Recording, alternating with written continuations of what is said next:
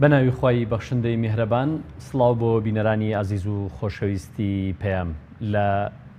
بەرنمەیەکی تر لە بەرنمەکانی گفتوگۆیان لە گفتوگۆیەکی تر لەگەڵ ئێوەی ئازیز و خۆشەویست داین. دەمانوێت لە بەرنمەی ئەم جارەدا گفتوگۆ بکەین سەبارەت بە زیادەڕۆیی یاخود ئیسرافی هەمە چەشن. ئیسراف واتە زیادەڕۆیی. ئەمە چییە؟ دەمانەوێت بە شێوەیەکی جیاواز باز لە زیادەڕۆیی و ئیسراف بکەین. زیادەڕۆیی تەنها لە خواردندایە یان تەواوی لایەنەکانی ژیان زیادەڕۆیی و ئیسرافیان تێدایە؟ بۆچی تەنها جەخت دەکرێتەوە لە سفرەی خواردن لە زیادەڕۆییدایە؟ ئایا هەر شتێک بچێتە چوارچێوەی بەکاربردن بە زیادەڕۆیی ئیسراف نییە؟ و چەندان بابەت و پرسیاری تر سەبارەت بە ئیسراف و زیادەڕۆیی. بەڕێزان، گفتوگۆی ئەم جارەمان لەسەر تەوەرەی ئیسرافی هەمە چەشن بە میوانداری زۆر بەڕێز مامۆستا ئەبوبەکر پێنجوێنی زانای ئاینیە. مامۆستا گیان زۆر بەخێربەی، سوپاسی ئامادەبوونت دەکەین. مامۆستا گیان، دەمانوێت ئەمڕۆ گفتوگۆیەکی جیاواز بکەین سەبارەت بە ئیسراف و زیادەڕۆیی. زۆر جار لە مینبەری مزگەوتەکانەوە و زۆر جار لە کۆڕ و کۆبوونەوەکان و لە قسەکاندا کە باسی زیادەڕۆیی ئیسراف دەکرێت، تیشک دەخرێتە سەر ئەوەی یان ورد دەکرێتەوە لەوەیدا کە یان کوور دەکرێتەوە لە زیادەڕۆیی لە سفرەی خۆراک. ئایا تەنها زیادەڕۆیی ئیسراف لە خواردندایە یاخود زیادەڕۆیی تەواوی بوارەکانی ژیان دەگرێتەوە بەو پەڕی فراوانیەوە؟ بسم الله الرحمن الرحيم، الحمد لله رب العالمين، وصلى الله وسلم على سيد المرسلين محمد وعلى آله وصحبه أجمعين. سرەتا من پێم خۆشە لەو چەمکەوە دەست پێ بکەم کە عاریفی گەورەی کورد کاگ ئەحمەدی موفتیزادە بە ڕەحمەت بێ دەفەرمێ ئومەتی ئیسلامی بە شێوەیەکی گشتی گیرۆدەی دەستی دوو نەخۆشی کوشندن کە یەکەمیان بریتە لە نەخۆشی ئیستیکبار و لووتبەرزی، دووهەمیان بریتە لە نەخۆشی تەڕەف و بەفیڕۆدان ئیسراف بە شێوەیەکی گشتی. بێگومان وەکو جەنابەت ئاماژەتدا قەتیسکردنی مانای فراوانی ئیسراف تەنیا لە خوان و سفرەی ناوماڵەکانمانە، ئەمە هەڵەیەکی کوشندەیە و زوڵمێکە لە خودی ئەو چەمکەمان کردووە. بۆیە ئەکرێ بڵێین ئیسراف سەر لەبەری جوڵە و وزە و بەکاربردنی مرۆڤەکان ئەگرێتەوە لە ژیانی ڕۆژانەیانە و بۆ ئەمەش بەڵگەی قورئانیمان هەیە کە خوای پەروەردگار ئەفەرمێت بە شێوەی فەرمان بە پێغەمبەر صلی الله عليه وسلم قل لعبادي الذين أسرفوا على أنفسهم لا تقنطوا من رحمة الله إن الله يغفر الذنوب جميعا. يعني لەلایەکەوە ئەبینین لەم ئاەتەیە خوای پەروەردگار فەرمانی کردووە بەوەی کە ئیسراف لە نەفسی ئینسانەکانە، کەواتە گەورەترین دەسمایەی مرۆڤەکان تەمەنی خۆیانە، گەورەترین سەرمایەی ئینسان خودی بوونی خۆی و کات و تەمەنی خۆیەتی. خوای پەروەردگار ئیسراف و زیادەڕەوی لە ژیانی مرۆڤەکانە داوەتە پاڵ تەمەنی خۆیان، داوێتە پاڵ نەفسی خۆیان و لە بەرابەریشەوە بە ذنوب وێنای کردووە. بۆیە ئەفەرمێ خوا لەسەر جەمی گوناهەکان خۆشە بێ. کەواتە ئیسراف لە مەیدانە و پراکتیکی و کرداریەکەیەوە مەیدانێکی فراوانی هەیە کە سەر لەبەری وزە و چالاکیەکانی مرۆڤ ئەگرێتەوە، لەلایەکی تریشەوە بە بەشێک لە گوناه و ذنوبی ئینسانەکان هەژمارەکرێت. زۆر باشە مامۆستا گیان. زۆرێک لە مرۆڤەکان ئەمە باسمان کرد بەڕێزت لەو ئاەتەوە ئاماژەت پێکرد کە ئیسراف لەسەر حسابی تەمەنی خۆمانە،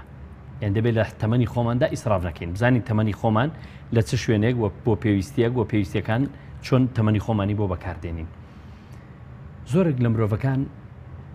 واویلایانە بەدەست زۆری قسەکردنەوە، زۆری قسەکردن و نەدروونەوەی، چاندنی زۆر و نەدروونەوەی. لە ئایندەدا بێگومان لە قیامەت بەری ڕەنجی قسەکانیشمان دەدروینەوە. ئایا لە قسەکردنیشدا جاهت بە هەر شێوازێک لە شێوازەکانە، لە ڕێی تەکنۆلۆژیاوەیە، قسەکردنی مەجلیسەکانە، قسەکردنی سەر شەقامە، قسەکردن لێدوانە بۆ هەر شتێک لە هەر بابەتێک، یان قسەکردنە دەربارەی هەر بابەتێک پەیوەندی پێتەوە یان نا، ئیختیساست هەیە یان نا، ئەمەش ناچێتە چوارچێوەی ئیسرافکردن و زیادەڕۆییەوە. قسەکردن لە ئەمڕۆیە بە زمانی نووسین، بە زمانی ئاماژە ئەتوانین بڵین کارەساتێکی گەورەی بەرهەم هێناوە کە بووەتە مەترسیەکی گەورە لەسەر ئاشتەوایی کۆمەڵایەتی ئێمە لە ڕاستیا و بە تایبەتی ئەگەر ئێمە نمونە بە تۆڕی کۆمەڵایەتی فەیسبوک بهێنینەوە یەکێکە لەو مەینەتیانەی کە ئێمەی کردووەتە بە جۆرێک لە جۆرەکان ئامرازێک ئەگەر نەڵێم کردوینێتە کۆیلەی خۆی وابەستەی کردوین بەخۆیەوە زۆرێک لە کات و تەمەنمان پێداوە بەبێ ئەوەی لە بەرابەرەوە ئەو شتێک بدا بە ئێمە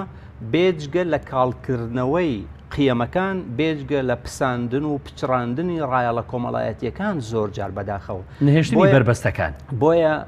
نەهێشتنی شەرم و شکۆ لە ئینسانەکانە بەمانە ئەو سنوورانەی کە ئەو سنوورانەی پێویستە بیان پارێزین ئەو سنوورانەی کە لە بازنەی قیەمەکانە ڕەچاوکردنیان ڕێزی بەرامبەر و گفتوگۆی نەرمونیان و گەڕان بە دوای ڕاستیەکانە و وتوێژێکی بێمەران بۆ ئەوەی بگەینە حەقیقەت و یەکلاکردنەوەی بابەتەکان کە جێگەی خلاف و ڕاجیاین هەموو ئەم بربەستانە هەموو ئەم قیەمانە تێک شکێنراون لەو بازنایە بۆیە وتوێش بە شێوەیەکی گشتی و دواندن و قسەکردن بە تایبەتی بەرپرسیارەتێکی گەورەیە وەکو ئەوەی کە پێغەمبەری خوا صلی الله عليه وسلم لە بەرابەر سەحابەی گەورە و پیرۆزەوە معاذی کوڕی جەبەل خوای لە ڕازی بێ ئاماژەی کرد بۆ ئەوەی کە بەرپرسیارەتی قسە بەرپرسیارەتێکی گەورەیە و زۆرێک لە مرۆڤەکان لە ڕۆژی قیامەتە لە بەرەنجامی وتنیانەوە تووشی سزا و لێپرسینەوەی خوای پەروەردگارە بن و بێگومان لە قورئانی پیرۆزیشە ئاماژەی ورد لەسەر ئەم بابەتە هەیە کە هەندێجا دەربڕینی وشەیەک واکە لە ئینسان کە مەترسیەکی گەورەی لێ بکەوێتەوە چ لە ڕووی کێشە کۆمەڵایەتیەکان چ لە ڕووی مەسیر و سەرنجامی خۆیەوە وەکو خوای گەورە لە باسی ئیفکە سەبارەت بەدایکی مسلمانان عائیشە لەوێ سیاقێک گەهێنێ وەک جوملەیەکی معتەڕەضا فەرمێ تحسبون هينا وهو عند الله عظيم هەندێک جار ئێوە قسە و دەستەواژە و چەمکێک فڕێدەن بەلاتانەوە شتێکی سادە و سانایە بەڵام لە لای خوای پەروەردگار نەک هەر گەورەیە بەڵکو عەظیمە زۆر گەورە و مەترسیدارە لە چ ڕوویەکەوە مەترسیدارە لەو ڕۆ کە مەسئولیەت و لێپرسینەوەکەی سزایەکی قورس و گەورە ئابێت بێگومان. بەڵێ مامۆستا ئاماژەم پێکرد ینی مرۆڤەکان زۆریان قسە دەکەن لەسەر بابەتێک کە پەیوەست نییە پیانەوە ئەوەی کە تۆ تەدەخولی هەر شتێک بکەی کە تۆ پەیوەست نیە بێتەوە ئەگەر بە قسەیەکی سادەیە قینە بەڵام زیادگوتن لەسەری زۆرگوتن لەسەری بەردەوامبوو لەسەر ئەم زۆرگوتنە ئەمە هەر لە ژیانی کۆمەڵایەتیدا گرفتاری بۆ حیاتی شخصی خۆ دروست ناکە گرفتاری بۆ کۆمەڵگەکەت بۆ عائیلە و کەس و کارەکەت و بۆ ژیان دروست ناکە بێگومان ئێمە ئەگەر لە دیدی بەرپرسیارەتی وشەوە سەرنج بدەین زۆر جار وشەیەک بۆتە هۆکاری وێرانکردنی خێزانێک لە بەریەک هەڵوەشاندنی ژیانی ژن و مێردێک زۆر جار بووەتە هۆکاری پشێوەیەکی گەورە لە ماڵێکە زۆر جار بووەتە هۆکاری دڵسادکردنەوەی کڕینی شتێک لەلایەن خێزانێکەوە کە یەکێکی تر بە ڕێگای خۆ هەڵقورتاندن و تەدەخل خۆی تێ هەڵقورتاندووە بۆیە لە ئەخلاقیاتی جوانی ئینسانی مسلمان وەکو پێغەمبەری خوا صلی الله عليه وسلم فەرمێ من حسن الإسلام المرء تركه ما لا يعنيه ما لا يعني يعني خۆ هەڵنەقورتاندن لە شتێک کە بە منەوە پەیوەندیدار نییە بۆ نمونە لە جێگایەکە ئێمە ئەرکی پیرۆزبایی لە خێزانێک ئەکەوێتە سەرشانمان کە ژیانی هاوسەریان پێکێناوە ئیتر ناکرێ ئێمە ئەم دوو هاوسەرە پیاوەکە یا ئافرەتەکە بخەینن بەر نەشتەری ڕەخنە لێگرتن بەر نەشتەری شکاندنی شکۆی ئەم ئینسانە لە بەرچاوی ئەوی دیکەیان ئەوە ژنە تۆ هێناوتە ئەوە پیاوە تۆ شووت پێکردووە یا کاڵاو شتومەکی نێوماڵ کاتێ ئێمە لە بازنەی میوانداری و پەیوەندە کۆمەڵایەتیەکانمان یەکتر بەسەرەکەینەوە زۆر جات دڵسادیەکی گەورە بۆ یەکتری دروستەکەین بێ ئەوەی بیزانین یا نەیزانین لە ڕاستیان قسەی ئامانجدارمان نەکردو بنمونە لەوێ قسەی ئامانجدارمان نەکردووە مەترسیەکی گەورەمان دەستەبەر کردووە ئەو مەترسیە گەورەیە وای کردووە بنمونە من بە دووادا چوونێکم کرد لە ڕووی زانستی ئابووریەوە سەبارەت بەو دڵە ڕاوکێ و بەو دڵەڕاوکێ و قەلەقەی کە ئافرەت هەیەی لە کڕینی خشڵ ئاڵتون بە شێوەیەکی گشتی، یعنی بۆم دەرکەو کە بە شێوەی هەفتانە لە بازاری سلێمانیا تەنیا بە گۆڕینەوەی ئاڵتون زڕنگەرەکان زیاتر لە $10,000 سوودمەند ئەبن لەوەی کە ئافرەتێک خاتوونێک ئەمڕۆ بڕە ئاڵتونێکی کەمی کڕیوە بەڵام بەیانی نیشانی هاوڕەیەکی خۆی داوە، نیشانی دەستە خوشکێکی خۆی داوە، یا بردوێتێ ناو ماڵەکەی خۆی لچێکی لێ هەڵقورتاندووە یا پێحێکی لێ کردووە یا بە هەر ئاماژەیەکی تر جۆرێک لە تەنقیسی شتەکە و کەمکردنی شەئنی شتەکەی ئەو وا لێ کردووە کە ئەم دوودڵ ببێ لە بەرابەریەوە بەیانی خواخوای شەو خواخوای بێ زوو ڕۆژ بێتەوە و بچێت لە بازار بیگۆڕێتەوە کە بەمە بێگومان خەسارەتێکی گەورەی لە خۆی داوە کە ئەمە وەکووتم بە شێوەی هەفتانە بەر لەم ئەزمەداراییە بوو کە لە 2000 سەرەتای 2014 بوو من کردم کە بە شێوەی هەفتە لە هەر مانگیە لە هەر هەفتەیەکە نزیکەی $10,000 تەنیا لە بەرەنجامی گۆڕینەوەی ئاڵتون ئێمە خەسارمانەکە ئەمە بێگومان هەڵەیەکی گەورەیە و زیادەڕەویەکی گەورەیە لە ژیانی خەڵکە. زۆر باشە مامۆستا باسی فەیسبوک یان تۆڕە کۆمەڵایەتیەکانمان کرد. فەیسبوک جگەلەوەی کە هەنی چەند هۆکارێک لە ئینساندا چەند ئەندامێکی ئینسان پێوە سەرقاڵ دەبن، سیرکردن و گوێگرتن و قسەکردن و بیرکردنەوەیکی زۆر کەم خەوی نووسین بەڵێ نووسین هەموو ئەمانەی تێدایە زۆر جار بەهۆی زۆر بەکارهێنانیەوە مرۆڤ تووشی خەمۆشی دەبێت، تووشی بەزاری دەبێت، تووشی کەئابە دەبێت، توزانم تووشی سەردانی دکتۆرە بێ چەندان گرفتی بۆ دروست دەبێت. کاتێک تۆ خوا چاوی پێداوی ینی بە پێویست سەیری شتەکەم بکەی بەڵام کە زیاد سەیری دەکەی ئەمە بۆ خۆی لە خۆیدا زیاد سیرکردن ناچێتە چوارچەوەی ئیسرافەوە، زیاد گوێدەگری ناچێتە چوارچەوەی ئیسرافەوە. هەڵبەت مەبەستمان ئەو شتانەیە کە پێویست نین و کشتێک کە پێویستە گوێ لەبگری ئەمە ناچێتە چوارچەوەی ئیسرافەوە. بێگومان قسەکردن لەسەر بەکاربەرانی فەیسبوک بە شێوەیەکی گشتی پێویستی بەوەیە کە ئێمە لە ڕووی زانستی دەروونناسیەوە قسەی لەسەر بکەین، لە ڕووی زانستی پزیشکیەوە، لە ڕووی زانستی کۆمەڵایەتیەوە و هەروەها لە ڕووی زانستی شەرعی و علومی دینیشەوە قسەی لەسەر بکەین. بە نمونە یعنی زۆرێک لە هەوادارانی فەیسبوک وایان لێ هاتووە کە جێگۆڕکەیان لە کاتەکانی شەو ڕۆژی خۆیان ناکردووە، بەرشەوا بوونەتە مرۆڤێکی بێدار، بە ڕۆژا بوونەتە مرۆڤێکی نووسوو کە ئەمە پێچەوانەکردنەوەی سروشتی ئەم گردوونەکەی پەروەردگار بێکدارێکە نە لە سوودی خۆی نە لە سوودی کۆمەڵگا و نە لە سوودی بەرهەمهێنانیش. یعنی بە نمونە ئێمە فەرمودەی صحیحمان هەیە کە پێغەمبەری خوا صلی الله عليه وسلم لێی گێڕاوەتەوە کە لە ڕووی کردار و ئەخلاق جوانی خۆیەوە هاوڵان ئەفەرمون كان النبي صلى الله عليه وسلم يكره النوم قبل العشاء ويكره الكلام بعده. يعني پێغەمبەر سەسەم پێی ناخۆش بووە خەڵک پێشەوەی نوێژی عیشا ببێ بنوێت و بخەوێ و پێی ناخۆش بۆ دوای نوێژی عیشا خەڵک قسە بکە و مەزیسی قسەکردن بگرێ کە ئێستا نەک تەنیا دوای نوێژی عیشا بەڵکو درێژە بێتەوە بۆ نیوە شەو، درێژە بێتەوە بۆ بەیانی، درێژە بێتەوە بۆ کوشتنی کاتێکی زۆر و دوجار لە ڕۆژە بێتە مرۆڤێکی ناچالاک کە ئەمە لە ڕووە کۆمەڵایەتیەکەەوە لە ڕووە زانستە گردوونیەکەیشەوە هاتووە شەو و ڕۆژ کە خوای پەروەردگار ڕۆژی کردوتە جێگەی مەعاش و ژیان و هەوڵ و کۆشش و شەوی کردوتە جێگەی پشودانی ئینسانەکان بەسەر یەکە تێباسەوە جعلنا النهار معاشا. ڕێک پێچەوانی معادلەیە، ئەمە پێچەوانی معادلەیە کە بێگومان ئەمە لەگەڵ لە ڕووی دیراسەی پزیشکی و دەرونیەوە سەیری بکەین کۆمەڵە جێکەوتەی سەلبی و خراپی لەسەر ئینسانانە ئەبێ. بە نمونە یعنی من پێشبینی ئەوەکەم کە کۆمەلگای ئێمە لە 10 ساڵی ترە گیر بخۆین بەدەست نەخۆشی قەڵەوی و نەخۆشی دابەزینی چاو و کزبوونی چاوەکان، چونکە زۆرێک لە مرۆڤەکان و گەنج و مێرد منداڵەکانیشمان تەنانەت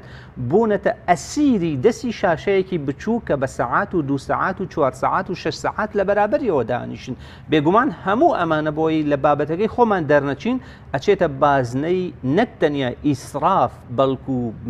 بە زیادەڕەوی بەڵکو ئەچێتە بازنەی تەبذیریش بە فیڕۆدان. چونکە ئەم دووە ئەگەر ئێمە سەرنج بدەین خوای پەروەردگار تەقیدی کردوون بۆمان. بە نمونە خوای پەروەردگار لەسەر بابەتی ئیسراف پێمانە فەرمێ وەکولوا وەشڕەبوا وەلا توسریفوا. نەتەنیا ئاەتەکە لێرە کۆتایی بێ بۆ ئینەه لا يحب المسرفین، کەواتە ئەو مرۆڤانەی زیادەڕەوی ئەکەن لە بەکاربردنی وزە و تواناکانی خۆیان یا لە بەرە بەکاربردنی ئەو ناز و نیعمەتەی کە لە بەردەستیانایە و لە ئیختیاری ئەوانایە ئەم بەفیڕۆ ئەم زیادەڕەویە ئەیان گەێنێت ئەیان باتە دەرەوەی بازنەی خۆشەویستی کەسانی کە خوا خۆشی ئەوێن بێگومان مرۆڤیش بۆ ئەوەی بگاتە ڕەزامەندی خوا ئەبێ لە بازنەی خۆشەویستانی خوایە جێگەی ببێتەوە کە ئەمە مەترسیەکی گەورەیە ئەگەر مرۆڤێک خوای پەروەردگار بەهۆی زیادە ڕەویەکانی لە بەکاربردنی ناز و نیعمەتەکان و لە بەهەدەردانی توانا و تاقە و وزەی مرۆیی خۆی تەجاوزی ئەوە بکات بچێتە بازنەی موسریفین ئەوە بێگومان یعنی لە بازنەی خۆشویستی خوای پەروەردگار ئەچێتە دەرەوە بۆیە من ئەڵێم ئەم جۆرە مامەڵەکردنە لەم زەمینەیە تەنیا ئیسراف نییە ئینەما تەبذیرە و لە قورئانی پیرۆزیە خوای پەروەردگار سەرەتا باس لەوەکە کە ئێمە لە نیعمەتەکانە ئەگەر چی بەڕێگەی خاوەنداریش بێ بەڵام زۆرترین دابشکاری و عەدالەتی دابشکاری تیا ڕەچاو بکەین بەوەی کە حەقی خزم و کە سوکار و دراوسێ و هەژار و فەقیر و میسکینەکانی لێ بدەین دوایە فەرمێکی بۆ خۆمان ولا تبذر تبذیرا بۆ إن المبذرين كانوا إخوان الشياطين کەواتە ئێمە بە دوو ئاراستە ئەکرین کاتێ ئەکەوینە ناو تەبذیر و ئیسراف یەکێکیان خۆشنەویستنی خوا کە ئەمە مەحرومیەتێکی گەورەیە لە ئاسوودەیی هەروەکو یەکێک لە عاریفە گەورەکان مامۆستا ناصری سوبحانی بەڕەحمەت بێ فەرمێ خوایە خۆشەویستی خۆتم لەلا بکەرە شیرینترین شیرینی خدایە داوا لە یەکەم معسیەت و بێفەرمانی تۆ بکەیتە تاڵترین تاڵی لە لای من کەواتە ئێمە ئەبێ خۆشەویست شیرینترین شیرینی لە لامان خۆشویستنی خوا بێ و ئەو ڕێچکە و ڕێگایانە بێ کە بمان بن بەرەو خۆشەویستی خوا لەو لایشەوە لە بازنەی بە فیڕۆدانەکە فەرمێ ماڵ و داراییتان بە فیڕۆ مەدەن بە قەسد و مەبەستەوە بۆ چونکە ئین المبذرین كانوا إخوان الشياطين مرۆڤ ئەباتە بازنەی شەیاطینەوە ئەیکاتە برا و هاودەم و هاوپیشەی ئەوان لە بازنەی ئینەمە المؤمنون ئیخوە ئەیکاتە دەرەوە کە ئەمەش بۆ خۆی مامۆستا وردە وردە ئەم بابەتەی زیادەڕۆیی لە سەرقاڵبوون بۆ بابەتە مانی تۆڕە کۆمەڵایەتیەکانە وردە وردە لە بەها کۆمەڵایەتی و دینیەکانی خۆشمان دوورمان ناخاتەوە بۆی ئیسلام زۆر ئاماژە بۆ دەکا سیلێ ڕەحم نەبچڕێنن دەبێت لە بەردەوامن لە سیلێ ڕەحم بەڵام کە تۆ هەر خێریشی ئەم هۆکارانە بووی واناکە کە ئەو جیلەی ئێستا هەیە کە زۆر باوەڕی بە تەکنۆلۆژیانی ئەو جیلەی کە تەمەنیان لەسەرەوە ئەگەر ئەم جیلە بڕوا ئەو جیلەی تازە پێدەگا هەر خەریشی فەیسبوک ئەمانەیە شتێک دەمێنێ بە ناوی سەردان و سیلەی ڕەحم و هاموشۆکردن و سەردانی کەسێک نەخۆش بوو لە نەخۆشخانە و یعنی ئەمانە دەبێنێت گومانی تیان نییە ئەگەر ئێمە لە زمانی زانایانی کۆمەڵناس و دەروونناسەوە سەیری مەترسیەکانی فەیسبوو بکەین لە ڕاستی مەترسی گەورەیەکی مەترسی گەلێکی گەورن لە گەورەترینی ئەو مەترسیانە بابەتی ئالوودەبوونە ئالوودەبوون ئەو مرۆڤەی کە بە شتێکەوە ئالوودە بێ شتەکە لە خودی خۆیان تەکنەلۆژیا و ئامرازێک بێ یا خواردن و مەشروب و هەر کام لەو دەرد و مەینەتیانەی تر بێ کە بۆ کۆمەلگای گەورەی مرۆڤایەتی خوڵقاوە لە ئەمڕۆیە بێگومان مرۆڤە ئالوودەکان یەکەم شتێکە لە دەستی ئەدەن بەها کۆمەڵایەتیەکانە کە ناتوانن ڕایەڵە کۆمەڵایەتیەکان وەکو پێویست ڕابگرن هاوسەنگی نە هەر ئەوەی کە لە دەرەوەی باسنەی خێزانەکەی خۆی بەڵکو لە خودی خێزانەکەشە پەیڕەوی و گەورە و بچووکی و خۆشەویستی و سۆز و مهرەبانی بە گوێکردن و گوێڕایەڵی لە نێوان مناڵ و دایک و باوک و لە نێوان ژن و مێرد و لە نێوان خوشک و برایە تا ئاستێکی مەترسیدار ئەم پەیوەندیش ئەکەوێتە ژێر پرسیارەوە لە ڕاستیە کەواتە زیادەڕۆیی کردن بە هەر بارێکدا بێت لە زۆربەی لایەنەکانەوە زیانت پێدەگەێنێ بۆی نەچینە دەرەوە لە بابەتەکەمان مامۆستا لایەنێکی تر دەشێ منداڵەکانی من بێ منداڵەکانی بەڕێزت بێ منداڵەکانی و بەڕێزانە بێ کە ئێستا سیرمان دەکەن ئەویش ئەوەیە کە تووشی گرفتێک بووە لە ڕێگا هاوڕێکەی بینیوە لە کۆبوونەوەکدا هاوڕێکەی بینیوە لە قوتابخانە بینیوێتی لە بازار بینیوێتی ئەمڕۆ جلێکی لەبەر بووە سبەینە بینیوێتەوە جلێکی تر دوو سبەی هاتوو بۆ مەکتەب جلێکی تر ڕۆژانی تر پێ بە پێ جلەکانی گۆڕیوە منداڵەکانی ئێمەش دیسان دەڵە بۆ کچی فلان کەس کوڕی فلان کەس هەر ڕۆژە جۆرێک مۆدلێک لە جل و بەرگ و مۆدلێک لە مۆبایل و مۆدلێک لە پێڵا و مۆدلێک لە چی هەیە بۆ دەبێ ئێمە وەکو ئەوان نەبین زیادەڕەویکردن لە جل و بەرجیش بۆ خۆی کۆمەڵێک سەرڕای ئەوەی کە خوددا پێی ناخۆشە زیادەڕەویکردن لە جل و بەرجیشدا بۆ خۆی کۆمەڵی گرفتاری بۆ کۆمەلگا و بۆ خێزانەکان دروست ناکە خۆی گرنگ ئەوەیە کە ئێمە من پێم خۆشە لەسەر بابەتی ئیسراف دوو جۆر هەڵوێستە بکەین لەسەر قیەمەکان هەڵوێستەیەکی ئەرێنی کە ئێمە لە ڕووی قیەمە ئەرێنیەکانەوە ئیسراف چیمان لەدەست ئەدات بێگومان ئەو مرۆڤانەی کە ئەکەونە بازنەی زیادەڕەوی و ئیسرافەوە یەکەم شتێک کە لە دەستی ئەدەن بریتە لە قیەمی دەستپێوەگرتن قیەمی دەستپێوەگرتن زایاکەن لە خودی خۆیانە هەرچی هاتە بەردەستیان لە ئاستی خەون و خەیاڵەکانی خۆیانە زایی ئەکەن و بێگومان ئەو مرۆڤانش کە بکەونە ئەم بازنەیەوە مەترسیەکی گەورەیان بۆ پێشدێ بە نمونە ئێمە یاسایەکمان هەیە لە ئابووریە کە پێمان ئەڵێ الرغبات والحاجيات غير متناهية حەز و پێویستیەکان ناکۆتان بەڵام ئایا ئەکرێ ئێمە بەردەوام بە دوایانە ڕابکەین گەورەمان عومەری کوڕی خەتاب خۆی لە ڕازی بێ ڕۆژێک بۆ ماڵەوە ئەگەڕایەوە عەبدوڵای کوڕی لە دەرگا بینی ئەو ئەهاتە دەرەوە فەرمووی ئەینە توریت یا عەبدەڵڵا فەرمووی یا ئەبی ئورید ئەن ئەشتەریە لەحم ئەمەوێ بچم لە بازار گۆشت بکڕم ئەشتەهی حەزم لێتی حەزەتی عومەر دای بەشانیا فەرمووی ئەوە کولەمە اشتەهەیتە ئیشتەڕەیتە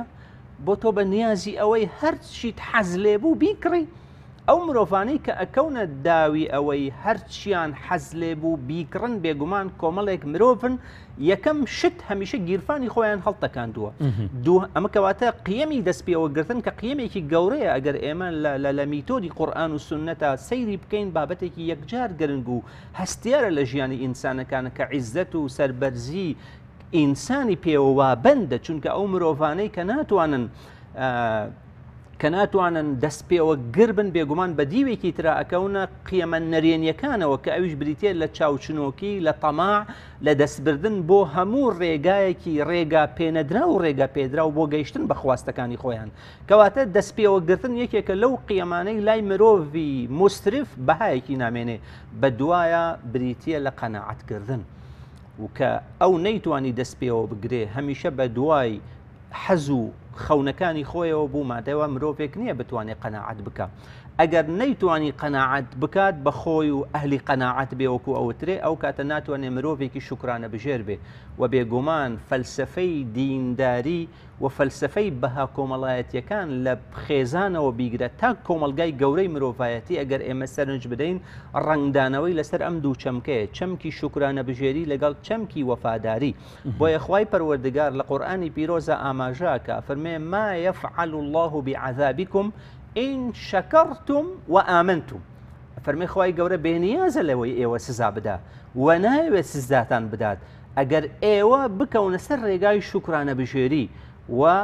ئەهلی ئیمانیش بن کەواتە شکرانە بژێری یەکێکە لەو قیەمانەی پێچەوانەیە لەگەڵ قیەمی ئیسرافە مرۆڤی مسرف بە کورتی وەکووتم نە ئەتوانێت شکرانە بژێر بێ نە ئەتوانێت ئەهلی قەناعەت بێ نە ئەتوانێت پاشەکەوتێ بۆ خودی خۆی و بۆ خانەوادەکەشی بکات مامۆستا خۆی گەورە لە قورئان لە سوورەتی العەسڕ دەفەرمێ کە باسی ئەوە دەکات ئیمانیان هەبێ دوای ئەوەی کە ئیمانت هێنا عەمەلی ساڵح بکەیت ئەوانەی مسریفن ناچنە دەرەوە لە چوارچێوەی عەمەلی ساڵح یعنی ئەم کەسە ناکرێ یان دەچێتە چوارچێوەی ئەوەی عەمەلی مفسید بکە بێگومان وەکو ئاماژەدا ئەوە بابەتێکی هەستیارە ئەگەر ئێمە سەرنج بدەین لە قورئانی پیرۆزە خوای پەروەردگار بەقەدەر هەموو ڕۆژەکانی ساڵ کەلیمەی عەمەل و مشتەقاتەکەی دووبارە کردوتەوە ساڵ 365 ڕۆژە 365 جار لە چەمکی عەمەل لە قورئانی پیرۆزە هاتووە بۆیە پاڵدانەوە و بەتاڵی و بێکاریش بەشێکە لە ئیسراف لە عومری ئینسانەکانە بۆیە خوای پەروەردگار لە قورئانی پیرۆزە فەرمانەکات بە گەورەی پێغەمبەران بەو هەموو عەظەمەت و پیرۆزیی خۆیەوە فەئیذا فەرەغتە فەنصەب وئیلی ڕەبیکە فەرغەب یعنی لە هەر کارێک دەست کۆتا کرد سەرەتای کارێکی دیکە دەست پێ بکە کەواتە مرۆڤی هوشیار ئەو مرۆڤەیە کە کارێک بە دوای کارێکی تر ئاهێنێ و لە قورئانی پیرۆزیشە کار لەسەر شێوەی مطلق نەهاتووە ڕەها ئێمە هەرچی بکەین چونکە نەخێر هەل ئەتاکە حەدیث الغاشیە وجوه یومئذ خاشعة عاملة ناصبة هەندێک کەس لە کار و کردەوەکانی جگە لە تعب و ماندووبوون و پەشیمانی شتێکی دیکەی بۆ نەماوەتەوە بۆیە لە قورئانە عەمەل تەقیید کراوە بە سەڵاحەتەوە کەواتە ئەبێ عەمەلی ساڵح بێت نەک هەر عەمەلی ساڵح بەڵکو قورئان ژیانی کردوتە مەیدانی تاقیکاری و هەوڵ و کۆشش بۆمان لیەبلووەکم ئەیوکم ئەحسەن عەمەلە کەواتە ئەو کەسانەی کە مسرفن بێگومان ئەچنە بازنەی سەیئات و خراپەکاری لە کردەوەکانیانە، چونکە چی لەوە خراپترە کە ئینسان بەهاکانی خۆی لەدەست بە. ئێمە بەهاکان کە لە بازنەی مەقاصدی شەریعەت دیاری کراوە، یعنی کاتێ ئەڵێ نەفسی ئینسان واتە عمری ئینسان، ضیاعی عمری ئینسان، ئەمە گەورەترین ستەمە کە ئینسان خۆی لە خۆی ئەکات، مایە پوچی بۆ ئینسان دروستەکات. قورئانی پیرۆز یعنی ژیانی ئینسانی مسلمان ئەشوبهێنێ بە تیجارەتێکی ڕابح، لەولاوە ژیانی ئینسانی منافق و دووڕوو ئەشوبهێنێ بە تیجارەتێک،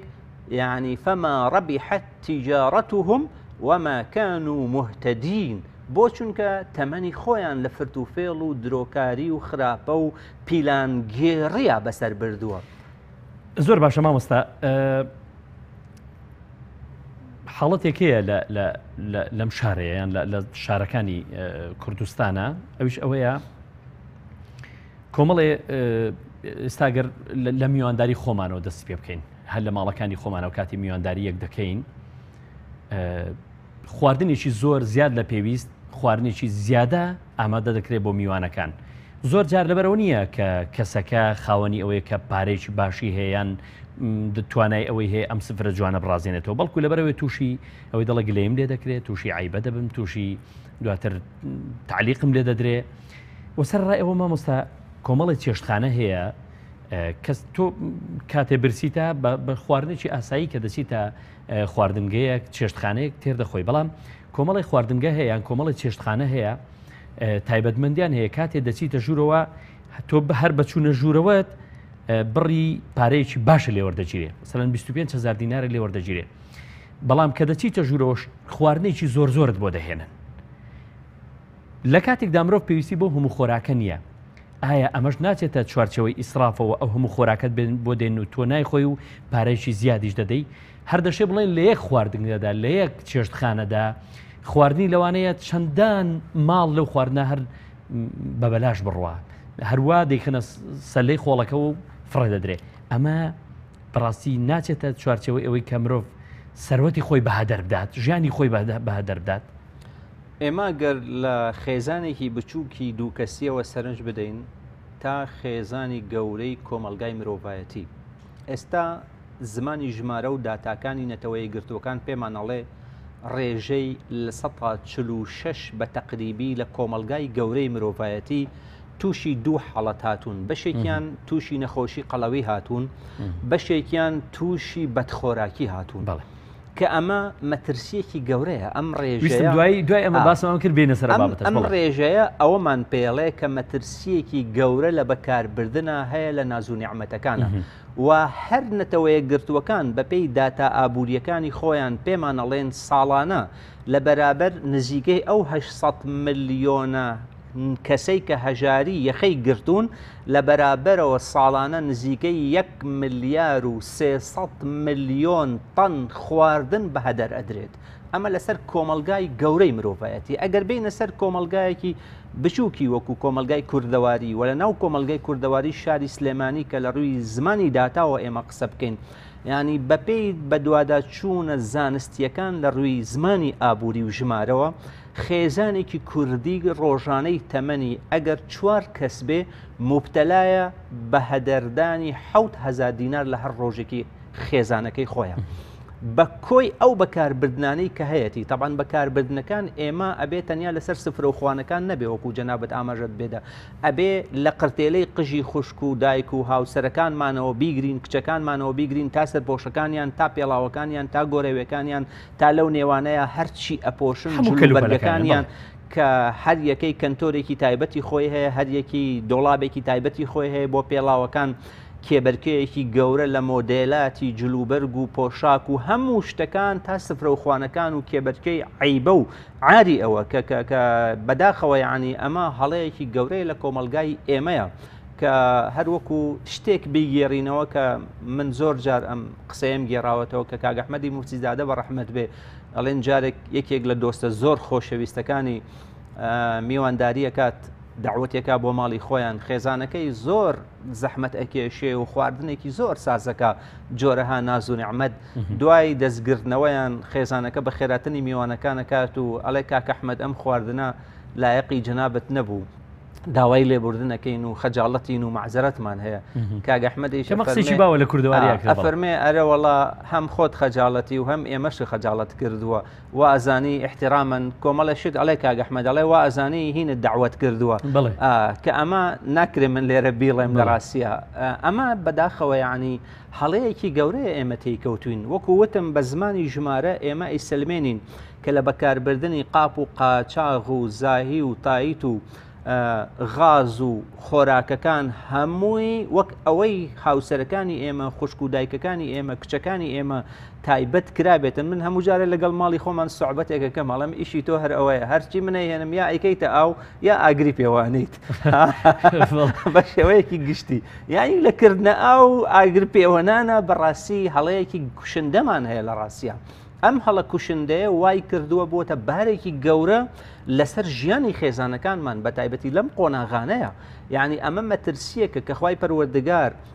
لە قورئانی پیرۆزە باسی لەمە کردووە ضروراتی ژیانەکان ژیانی ئینسان بە شێوەیەکی گشتی لە خواردن لە خواردنەوە لە پۆشاک لە شوێنی نیشتەجێبوون لە ژیانی هاوسەری هەموو ئەمانە قورئانی پیرۆز تەقیدی کردووە بۆمان و پێچەوانەکەی ئەبێتە مەعسیەت ئەبێتە لە خەت دەرچوون تەنانەت وەکو پێغەمبەری خوا صلی الله علیه وسلم لە باسی دەستنوێژگرتنی یەکێک لە هاوڵانی بەڕێزی خۆیە کاتێ پرسیاری کرد فەرمووی سێ جار دوای وتی یا رسول الله بۆ ئەگەر لە سێ جار زیاتر بێ ئیسرافە ئەفی الوضوء سرف قال نعم هەر کەسێ تەجاوزی ئەوە بکە فقط ساء وظلمە ئەوە هەم خراپی کردووە هەم ستەمی کردووە کە بەداخەوە یعنی ئەمڕۆ ئێمە ڕەنگە و ڕەنگکردنی خۆراکەکان و ڕازاندنەوەی زیاد لە توانە بەهایەکانی بەها داراییەکانی خۆمان هەڵەیەکی گەورەیە کە من یەک جوملە بڵێم یعنی پێوەری ژیرمەندی ئینسانەکان ئەوەیە کە هەموو مرۆڤێک بتوانێ یەک لە سەردەی داهاتەکەی خۆی پاشەکەوت بکات زۆر باشە ئەمە هەر تەواوی کاتی خۆی من معەزەمیمان لە پەیامە وەردەجێڕا یەکێ لە ئامۆژگارە گەورەکانی ئەوەیە کە دەوێت مرۆڤ سەرۆتەکەی هەر چەندێکە هەر چەندێک پاشەک هەر چەندێک دەستمایەکەیەتی بۆ ژیانی خۆی بەڵام دەبێت بەشێک لەوە یەک لە سەردەی ئەگەر 100,000 پیادەکە بێت 10,000 بخاتە لاوە بۆ حاڵەتێک کە دواتر پێویستی پێ دەبێت مامۆستا باسی ئەوەت کرد ئیسراف هەمومانی قەڵەو کردووە ئیسراف هەمومانی تووشی دەردەداری کردوین نەخۆشی کردوین وای لێکردوین زوو سەردانی دکتۆر و پزیشک بکەین عیادەکانمان ئەوانش هەمووی تەکالیفێکی ئیزافیە ماشەڵڵا عیادەکانمان هەموو قەرەباڵغ بوون ئێستا هۆڵەکانی لەش جوانی و داخڵکردنی بەگەدەکانمان و دیکە و بچووکردنەوە هەتا مدبین بوون لەسەر خواردن وای لێکردوین یان ئێمە هەموو بەرەنجامەکەی ئیسرافکردن نییە کە ئیسرافمان کردو ئێستا دەبێت چۆن کاتی خۆی پارەمان سرف کردو بۆی خۆمان قەڵاوکەین ئێستا دەبێت پارە بدەین بۆی خۆمان لاوازکەینەوە ئەوەش هەر لەسەر حسابی تەمەن و کاتەکانی خۆمان نییە هەر لەسەر حسابی سەرمایەی ماڵ و دارایی عمرمان بە شێوەیەکی گشتی بێگومان ئەم جۆرە لە ئیسراف هەڵەیەکی کوشندەیە کە ئێمە تێی کەوتوین ئەکرێ بڵێین مدمن بوونە لەسەر معسیەت لەسەر بێفەرمانی خوای پەروەردگار و تەنانەت ئێمە ئەگە سەرنج بدەین یعنی بەها ئیسلامیەکان لە بازنەی پایەکانی ئیسلامە ئەگە سەرنج بدەین زۆرینەی زۆریان جگە لە شایەتومان بە شێوەیەکی ڕاستەوخۆ و ناڕاستەوخۆ وابەستەی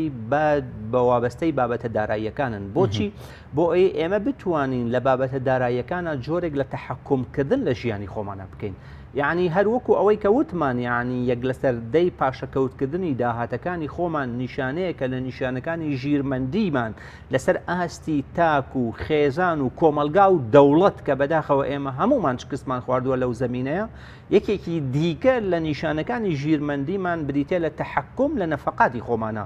کە ئێمە خۆمان بڕیار بدەین لەسەر خەرجیەکانی خۆمان نەکەوینە ژێر کاریگەری دیگەران وەکەوەی جەنابەت ئاماژەیەکت پێدا یعنی ئێمە کاتێ مناڵەکانمان ئەچن بۆ قوتابخانە کاتێ ئێمە ئەچینە بۆ نەگشتیەکانەوە کاتێ پەیوەندیە خێزانی و کۆمەڵایەتیەکان میوانداری و سەردان و هاتوچۆی یەکتری بەداخەوە لەبەر ئەوەی کە لە بری ئەوەی کە ئێمە بکەوینە ژێر کاریگەری گفتوگۆی جوان و زمانی شیرین و ئەخلاقیاتی یەکتری ئەکەوینە ژێر حاڵەتی ژێر کاریگەری مۆدل و مۆدل بازیەکانی مرۆڤێکی مادی کە زۆر جار ئەبینە ئامرازێک بۆ دەستکەوتنی شتە مادیەکان زۆر جار ئەوە بۆتە سەرچاوی گرفت هەندێک کەس ئێستا وای لێ هاتووە ناوێرە بە ئاسانی پەیوەندیە خزمایەتی و دراوسەتیەکانی دروستکە لەگەڵ دەوروبەرەکەی خۆیان چونکە ئازانێ زۆر جار کێشەی بۆ دروستە حاڵەتێکی تر بم بەخشە سەرقاڵی پیا و بە زۆر کارکردنەوە ئەمەش ناچێتە چوارچەوەی ئیسرافەوە یان سەرقاڵی ئافرەت بە زۆر ئەوەی کە خواردن حازرکە جلوبەرگ ڕێککە جلوبەرگ بشوە ماڵپاکاتەوە چوزانم بە کۆمەڵێ شتەوە کە دوزار ئەمە هەموو لەسەر حسابی تەمەن و لەسەر حسابی خێزان و لەسەر حسابی مافی پیا و لەسەر ژن و ژن لەسەر پیاو نییە دوزار ئەمانە ناتوانن کاتێکدانن بۆ حیوار بۆ گفتوگۆ بۆ لێکتێگەیشتن بۆی ئاڵگۆڕی معانەتەکانی خۆیان بکەن بۆی ئاڵگۆڕی ئەو بابەتانە بکەن کە پەیوەندی بە منداڵەکانیان هەیە ئەو بابەتانە بکەن کە پەیوەندی بە ژیانیانەوە هەیە ئەو بابەتانە بکەن کە پەیوەندی بە سەردان و تێکەڵاوبوونەوەیە هەمووی لەسەر ئەمانە هەموو ناچێتە چوارچێ لەسەر حسابی ژیانی خۆمان نیە تەمەنی خۆمان نییە ئێمە لە کاتی فەقەتە لە باسی مانتەقە شتێکمانە خوێند ئەوترا هەر ماڵێ خۆڵەمێشی زۆر بڕێژێ ئەوە دلیلە کە زۆر ئاگری کردوێتەوە و هەر ماڵێکی زۆر ئاگری کردبێتەوە دلیل لەسەر ئەوەی کە چێشتی زۆری لێنەوە بێگومان ئەو ماڵی کە چێشتی زۆر لێنێ پێڵاوی زۆر ئەکڕێ جلوبەرگی زۆر ئەکڕێ کاتێکی زۆرتری ئەوێ بۆ ئەوی ببێتە ئامراز لە خزمەتی ئەم نیعمەتانەیە بوونە ئامراز بە شێوەیەکی ناڕاستەوخۆ لە خزمەتی قاپشۆرین و جلڕێکردنەوە و ناوماڵڕێکردنەوە ئەمە بۆ خۆی یەکێکە لە دەرد و مصیبەتەکان کە کاتی زێڕینی خۆمان لە بری ئەوەی بدەین بە یەکتری لەبەر ئەوەی بدەن بە نێوان خۆمان و خوای پەروەردگار لەبەر ئەوەی بیدەین بەداهێنان و خوێندنەوە بۆ ئەوەی دنیابینیکی دیکەمان بۆ دروست ببێ ئەیدەینە شتە دووبارەکان کە شتە دووبارەکان عقلمان فراوان ببێ هەوڵێن مەعیدەمان گەدەمان فراوان جەستەمان فراوان ببێ کە بێگومان دوجار ئەبێ باجی ئەو فراوان بوونانە لەسەر ئەساسی سلبیەت بدەین بە شێوەیەکی گشتی مامۆستا زیادەڕەوی لایەنێکی تر کە باسی بکەین کە ئێستا لەم گەرمایەدا هەمومان بەدەستەوە واوەی لەمانە مەسلەی هەم ئاو هەم کارەبایە کارەبا ئەگەر باز لەوە نەکەین کە پەیوەندی بە بابەتەکەی ئێمەوە نیە حکوومەت تا چەند بەرهەمی دێنێەوە تا چەند دابەشی دەکاوە تا چەند سەرفی دەکا قسەکە لەسەر ئەوەیە کە ئێمە تا چەند وەکو تاچێک کە کارەبا بەکاردێنین بۆ ئەو لۆژیکەمان بۆ دروست بووە کە هەمومان دەبێ گڵۆپەکانمان هەمووی داگیر ساو بێ کە دەبێ دنیا هەموو چراخان بێ کە پێویستە ئەو ئەمێرانەی پێویستیشمان نییە هەر داگیر ساون بن و نەکوژێنەوە ئیسرافکردنیش لە کارەبادا بۆ خۆی جۆرێک نیە لەوەی کە ئێستا ئێمەی تووشی ئەم حاڵە کردو کە زۆری نەمان لەم گەرمادا لەبەرەوەی لۆت لەسەر کارەبا سەر ڕایەوەی کە خۆی کەمە بەڵام لۆت لەسەر کارەبا زۆرە و دەبێتە هۆی سووتانی وێزگەکانی کارەباوکو لە سلێمانی ڕوویدا دەبێتە هۆی سووتانی مەحاویلەکان دەبێتە هۆی سووتانی ئامێرەکانی ماڵەوە دەبێتە هۆی کەمبوونەوەی تەمەنی گڵۆپەکان کەمبوونەوەی تەمەنی ئامێرەکان ئەمەش هەل دیسان ناچێتە سەر چوارچەوەی ئەگەر لانی مادەکە حسێب بکەین لەسەر حسابی مادەکە نییە خۆی قسەیەکی جوان هەیە لە کوردەواریە ئەڵێ لە هەر خەسارێک عقلێک بەڵام ئێمە بەداخەوە لە هەزار خسار عقلێکمان فێر وەرنەگرتووە و عقلێک فێر نەبووین لە ڕاستیە هەر مامۆستا دەمێ یەک ملاحەزەی زۆر بچووک ناسیاوێکم لە ئەڵمانیا هاتبووە باسی وڵاتی ئەڵمانیای دەکرد دەگوت لە شارێکی وەکو بەرلینی پایتەختی ئەڵمانیادا شەوان کە تۆ سیر بکەی هیچ ماڵی گڵۆپی نەهایسی هەڵ ناکرێ فەرمانگە و شوێنە گشتەکانی جەوەی کە پێویست نەبێ هیچ گڵۆپێک نییە جگە لە شوێن و لە شەقامە گشتەکان نەبێ هیچ گڵۆپێک پێ ناکرێ لەوێ ڕاستە تەحەکوم لەسەر مادەکەیە بەڵام لەوێ خەڵکیان فێر کردووە لەبەرەوەی پارەیان زیاد بۆ دێتەوە وایان کردووە کە خەڵک کەم سەرفکە بەڵام ئێمە کاتێ دینەکەمان پێمان دەڵێ بۆ نابێ ئەمە بکەین شتێکی جوان هەیە لە ئێرانە وەکو وتەیەکی گشتی لێ هاتووە کاڵێ هەرگیز نەکۆن فەرامۆش لامپی ئیزافی خامۆش نەکەی هەرگیز لە بیری بکەی هەر گڵۆپێکە زیادەیە لە ماڵەکەتە لەسەر ڕێگاکەت بیکوژێنەرەوە کە ئەمە بابەتێکی گرنگە لە ڕاستیە ئێمە کاک بەختیار پێویستمان بەوەیە ئەمە ببینە سەقافەت بیکەینە سەقافەتێکی گشتی هەم لە خێزان هەم لە ناوەندەکانی خوێندنە لە ڕاستیە ئێمە ئەمڕۆ نەبەر ڕێگای سەقافەت توانیومانە کەسبی ئەم شتانە بکەین، نەبەر ڕێگای یاساش لەسەرمان پێویست کراوە. لەم نێوانەشە حاڵەتی تەدەیون وەکو مفەکری گەورەی ئیسلام فەهمی هوەیدی قسەیەکی جوانی هەیە لەسەر تەدەیونی مجتەمەعاتی ئیسلامی کە هەڵێ تەدەیونی ئێمە تەدەیونێکی منقوسە، ناوپوچە. لە ڕاستیە تا ئێستاش یعنی ئێمە لە ئاستی ماڵ و سامان و داهاتی گشتیا جۆرێک لە دیدمان دیدێکی ناتێگەیشتوانەمان هەیە، دیدێکی سەقەتمان هەیە ئەگەر قسەکەم خراپ نەبێ، چۆن لە پێشە بۆ ڕژێمەکانی پێشووتر ئەمان و مویەک لە بەراز بکرێتەوە هەر باشە. یعنی ئێستاش لە بەرابەر ماڵ و داهات و سامانی گشتیەوە ئەو جۆرە لە بیرکردنەوەمان هەیە. بە نمونە ینی ئێمە ڕۆژانە چەند جار تووشی کوژانەوەی کە حاڵەتی کارەبا بین، نە لە کوردەکەی هەردوو جێژ نەبین، نە ڕئیسی نەموەلیدە، نە حکومی نەموەلیدە، هیچیانمان نابێ. بەڵام کاتێک کە مۆلیدەیەتەوە ئەوەندە بارگرانی لەسەر دروستەکەین خۆمانە بێ بەڕێی هەڵکردنەوەی جۆزەکەمانەوە بین. بەخشەوەش قسێکی بیر هێنامەوە، ئێمە مۆلیدەمان هەیە، ماڵ 2 ئەمپێر 3 ئەمپێر 4 ئەمپێر هەر ئەوەندەیە، ینی لەبەرەوەی لە ڕووی تەکلیفە مادیەکەەوە زیاد دەبێ گەر زیاتر بکەی. کاتێ مۆلیدە دێتەوە کارەبای گشتی کارەبای نیشتیمانی دەکوژێتەوە، هەمومان ئاماژە دەکەیان خۆمانێ بە مناڵەکانمان ئەڵین، ئەم بە هاوسەرەکانمان دەڵین ئامێرەکان کەمکەنەوە، ئامێرەکان کەم لەبەر فڕێداتەوە بێ بچین. باشە بۆ ئەمە فێری نەکردوین کە لە کارەبای نیشتیمانیشدا ئەگەر دەستی پێوەگرین و ئەگەر کەمی کەینەوە بەڕاستی کوژانەوەی کارباش کەمتر نابێ؟ بە بڕوای من لە ڕووی سەقافەتەوە من زۆر جارام قسەیم کردووە، ئێمە هەر لە ڕووی تەسیسی کارەبای ماڵەکانمانەوە ئەبێ جارێکی تر پێدا چوونەوە بکەین. دانانی ئەم هەموو پلاک و گڵۆپە لە بەردەمی مناڵ و خێزان و خۆمان و میوانە بۆچی کارەساتێکی گەورەیە. بۆچی؟ یعنی ئەبێ ئێمە لە ڕووی هەندەسە چۆن ئێستا ئەم ستۆدیۆە لە ڕووی هەندەسەی سەوتی لە ڕووی هەندەسەی ڕووناکی یعنی هاتووە بە پێویستی کاری بۆ کراوە، ئەبێ ئێمە بۆ ماڵەکانمان ئیش لەسەر ئەم هەندەسەیە بکەین لە ڕاستیە کە ئەمە تا ئەمڕۆ لە هەرێمی کوردستان لە لای سەقافەتی تاکی کورد و دەوڵەتیش بەداخەوە بوونی نییە. یعنی ئەگەر ئەم بارگرانیە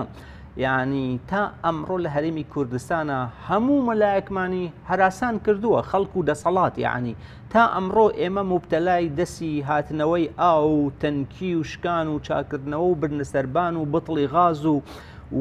بەرمیلی نەوت و ئەمانەین لە کاتێکە وڵاتانی دەوروبەرمان جگە لە سووریا کە جۆرێک لە نەهامەتی و ڕیتێکە 2 ساڵانێکە کاتێ تەجاوزی سنوورەکانی خۆمانەکەین هیچ کام لەمانە بوونیان نییە لە ڕاستیە، بوونەتە بەشێک لە زاکرەی خەڵک لە ڕاستیە. بەڵام بۆ ئێمە نەمانتوانی و تەجاوزی ئەمە بکەین، بێگومان کۆمەڵێک هۆکاری گرنگ هەیە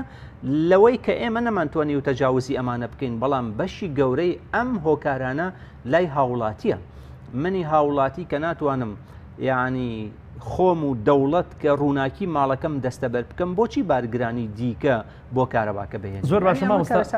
حکوومەت بۆ خۆشی لە بارێکی دیکەدا حکوومەت بۆ خۆشی مسریف نییە یان ڕێگای بە ئیسراف نەداوە یان وای لە لۆژیکێکی بۆ هاوڵاتیان دروستەکرەوە کە ئیسراف بکەن پارچێکی بچووک لە ناو کۆڵانێکە لە ناو گەڕەچێکە لە شوێنێکی داخراوە دروست دەکرێت دنیای چراخانی دروست کرد. دواتر ئەم گڵۆپانە هەمووی دەسووتێت چاک ناکرێتەوە. دوجار ئەمە بارگران لەسەر حکوومەت و دیکۆرێکی ناشیرن و هەروەها چاوی مرۆڤەکانی عزت دەدا و خەڵکیش بێتاقەت دەکات. لە کاتێک دەلەوانێت شەقامێکی سەرێکی هەبێ بەڵام حکوومەت نەهاتە ڕووناچی بکاتەوە. ئەمەش پەیوەندی بەعقلی تاکە گواستراوەتەوە بۆ حکوومەت. من باوەڕم وایە ئەمڕۆ ئەگەر حکوومەتی کوردی حکوومەتی هەرێم ینی کەلیمەی ئیسراف و تەبذیر ئیزافەکەین بۆ لای ڕێزمان لێگرتووە، وەگەرنە ئەم حکوومەتە بە هەموو مەقایس و پێوەرە ئابوووریەکان نەم مسرفە نەموبەذرە ئینەما سەفیهە لە ڕاستیە، سەفیهە لەوەی کە نەیتوانی وە پلانی کەمی خزمەت گوزاریەکان بۆ خۆی و بۆ دەوروبەرەکەی و بۆ مجتەمەعەکەی دەستەبەر بکات و مافی دەستڕۆیشتووی ئەبێ لێ وەربگیرێتەوە لە ڕاستیە، هەروەکو چۆن قورئان لە بابەتە داراییەکانە ئەفەرمێ وەلا تؤتوا السفهاء أموالكم التي جعل الله لكم قياما. یعنی ئەم خزمەت گوزاریانە وابەستەی ڕاوەستان و گەشە و خۆشگوزەرانی کۆمەلگان، یعنی ئەگەر نەتوانێت دەسەڵاتێک نەتوانێت ئەم خزمەت گوزاریە سەرەتاییانە کە لە دنیاە هەمووی تەجاوز کراوە بە ئەفریقاشەوە، یعنی نەتوانێت ئەمانە دەستەبەر بکە ئیتر مافی شەرعیەتی لە چیەوەیە، یعنی شەرعیەتی دەسەڵات بێ لە تواناکانی خۆیەتی بۆ خزمەت گوزاری بە کۆمەڵ. مامۆستا ئاو بابەتێکی حەیەوی ژیانی ئینسانە وەجعلنا من الماء كل شيء حي ئەگەر هەر ماڵەگاوی تێدا نەبوو وێرانە دەڵێن ئاو ئاوەدانی ئەگەر ئاو نەبوو ئێمە هەمومان ڕۆژانە پێویستیمان بە ئاوە بەڵام لە ئاودا ماڵەکان هەندێک کەس ئاوی دێتەوە بێباکە لەوەی کە ئاوی باشی بۆ دێ لە بەرەوەی لەسەری فەرعا نزیک قفڵەکەیە نزیک بۆڕی جوگرافیەکەی واکەوتووە ناوچاڵە شوێن یان ناوچاڵە بەڵێ ئاوێکی باشی بۆ دێ بەڵام ئەو ماڵی تری لە شوێنیشی بەرزایی بۆ سلێمانی هەندێک شوێنی چاڵە هەندێک شوێنی بەرزایە ئاوی بۆ ناچێت ئەمە جۆرێک گەورە نییە لە ئیسراف کە تۆ ڕەحم و وجدانیش هەم بە خودی ئاوەکە هەم لە بەرامبەر ینی بەرپرسیات بەرامبەر خودی شخصی خۆت هەم بەرامبەر خوا هەم بەرامبەر دراوسەکان و کەسوکارەکەی تۆ لەوانەیە من ئەو ماڵی پشتەوەم کە لەسەر بەرزاییە برای من بێ ماڵی براکەم بێ ماڵی ئامۆزان بێ چوزانم ماڵی باوکم بێ ماڵی کەسوکارێکی خۆم بێ هیچ نەبێ دراوسێ و هاوشاری و هاوزمان و هاونیشتیمانمە بۆ دەبێ من ڕەحمی پێ نەکەم ئەو ئاوە کاتێ من زیاد لە پێویستە هەر بەکاری بێنم بۆرەکەم ینی یەک بەلوعی پێ نەخەم و نەیگرمەوە بەڵام بۆی تۆزی ئاو بۆ بچێ ئەمە دەچێتە چوارچەوەی ناچێتە چوارچەوەی دیسان زیاتر ڕۆیەوە ئەڵێن زانایەکی گەورەی ئابووری ناس هەبوو ڕیشێکی چڕ و پڕی هەبوو لەگەڵ سەرێکی ئەسلح بەڵێ وتیان ئەمریشە چڕ و پڕە لەکوێ و ئەو سەرە ئەسلحە لەکوێ ئەویش وتی وەفرەت الئینتاجی وسوء التەوزیع ئەمە لە بەرەنجامی زۆری بەرهەم و خراپی دابشکردن ئەمڕۆ ئێمە لە کۆمەلگای ئێمەیە لە سایەی دەسەڵاتێک کە نەیتوانیوە لانی کەمی عەدالەتمان بۆ دەستەبەر بکە گرفتاری دەسی عەدالەتی دابشکارین ئێمە هەموو ئەمانە لەژێر چەمکی نەبوونی عەدالەتی دابشکاریە جێگەی ئەبێتەوە هەم لە ڕووی زمانی سیاسی هەم لە ڕووی زمانی ئابووریش لە ڕاستیە بێگومان وەکو جەنابەت ئاماژەدا ئاو لە گەورەترین نعمەتەکان زۆر بە کوردی مامۆستا کەمترین کاتمان بڵێ وەسیلەی چابوونەوە پابوونەوە بەردەوامی ژیان و بوونی ئێمەی لەسرە هەر وەکو ئاماژەمدا کە پێغەمبەری خوا صلی الله عليه وسلم لە باسی دەستنوێش کە دەستنوێژ یەکێکە لەو وەسیلانەی ئینسان بۆ ئامانجی نوێش ئامادەکە و نوێژیش یەکێکە لەو هەدەف و ئامانجانەی کە بۆ غایەتی گەیشتنی ئینسان بە غایەتی ڕەزامەندی خوا ئامادەکە پێغەمبەری خوا سەڵسەم سنوورداری کردووە و سەحابەکان کاتێ پرسیاریان لێکرد ئایا لە دەستنوێژیشە زیادەڕەوی هەیە فەرمووی نەعەم وەلەو كنت على نهر جار ئەگەر لەسەر دەریایەک بی و لەبەری بڕوا زیادەڕەوی ئەبێتە زوڵم و ئەبێتە تاوان. زۆر سپاس بەڕێزان لە ماوەی ڕابردوو لە بەرنامەی گفتوگۆ لەگەڵ ئێوەی ئازیز و خۆشەویستدا بووین. تەوەرەی ئەم جارەمان بریتی بوو لە ئیسرافی هەمە چەشن بە میوانداری زۆر بەڕێز مامۆستا ئەبوبەکر پێنجێنی زانایی ئاینی هیوادارین سوودمان بە ئێوە گەیاندە بێ و زۆر زۆر سپاسیش بۆ مامۆستایی بەڕێز کە میوان مامووی سپاس دەکەین. بەڕێزان سپاس بۆ ئەوەی کە تاوەکو ئەم ساتە ئێوەی بەڕێز بینەرمان بوون هیوادارین سوودێکمان بە ئێوەی ئازیز و خۆشەویست گەیاندە بێ بەخواتان دەسپێری خواتان لەگەڵ سپاس مامۆستا جان.